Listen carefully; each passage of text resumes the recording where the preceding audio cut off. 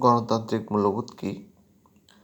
মানুষের যেসব চিন্তা, ভাবনা, লক্ষ্য, গণতান্ত্রিক কর্মকাণ্ড, আচার ব্যবহারকে নিয়ন্ত্রণ ও পরিচালিত করে, তাই গণতান্ত্রিক মূল্যবোধ। যেমন, নাগরিক একে অপরের মতামত প্রকাশের সুযোগ দিবে, নিজের মতামত প্রকাশ করবে।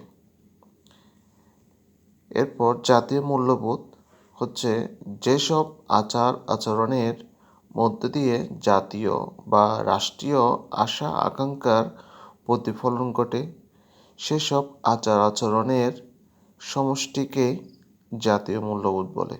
যেমন, জাতীয় সম্পদ বিনষ্ট করা, দেশের সম্মান হানিকর কোনো কাজ করা থেকে জাতীয় মূল্যবোধের পরিপন্থী। জাতীয় সম্পদ নষ্ট করা, দেশের সম্মান হানিকর কোনো কাজ করা জাতীয় মূল্যবোধের পরিপন্থী।